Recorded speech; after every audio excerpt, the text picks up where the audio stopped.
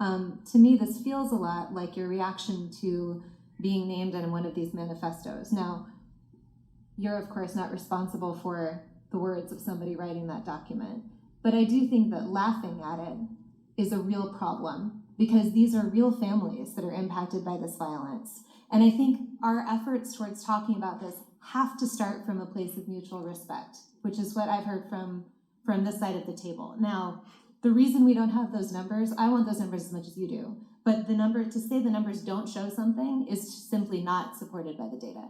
Okay, and I have 38 seconds left, Ms. Mulligan, if you want to respond within that time.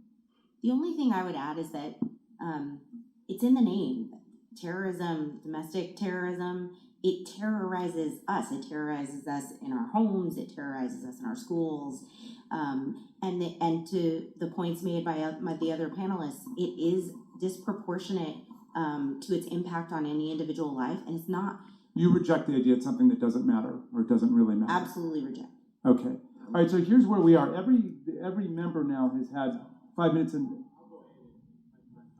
Okay, and Mr. Clay, so we have 2 members who have not. So I'm going to go to the 2 members who have not yet, and we'll give an opportunity for a closing thought to any member who wants before we go. Am I next to respond, or is Mr. Meadows? I thought Mr. Meadows was Mr. next. Meadows, okay. Mr. Meadows is next, then Mr. Clay, then to you, Mr. Jordan. Ms. Owens, obviously this is a gang up on you. You know, we're giving these witnesses the ability to do a rebuttal on you, and so you know, I find it unfair, Ms. Ballou.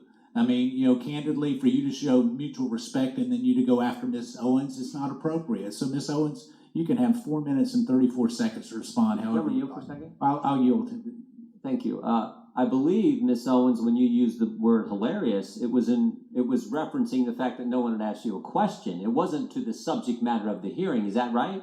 That is correct. And to have another witness insinuate something that is not accurate is just not appropriate, Mr. Chairman, for how witnesses are supposed to behave in front of this committee. I also think you didn't say it doesn't matter about the subject matter of today's hearing. You said there are other subjects that matter as well, and maybe we should spend some time on those. Is that accurate? That is correct, and they matter much, much, much, much more. And I have said that. I said that in my opening, and I will say it again. You know that white supremacy and white nationalism ranks nowhere near the top of the issues that are facing Black America. And the reason that you are bringing them up in this room is because it is an attempt to make the election all about race as the Democrats. Not in my case, Ms. Owens. I'm sorry. Please do not characterize my motive. Mr. Chairman, it's my time. Yeah, it's my time. You've got your time, Mr. Meadows. I'll give you 3 more seconds. Every 4 years, you bring up race, and you knew exactly what I meant when I said hilarious, and you just tried to do live what the media does all the time to Republicans, to our president, and to conservatives, which you tried to manipulate what I said to fit your narrative, okay? I was not referring to the subject matter that is hilarious. I said it's hilarious that we are sitting in this room today, and I've got 2 doctors and a missus, and nobody can give us real numbers that we can respond to so we can assess how big of a threat this is. Because you know that it is not as big of a threat as you are trying to make it out to be so that you can manipulate. And the audacity of you to bring up the Christchurch shooting manifesto and make it seem as if I laughed at people that were slaughtered by a homicidal maniac is, in my opinion, absolutely despicable. And I think that we should be above that.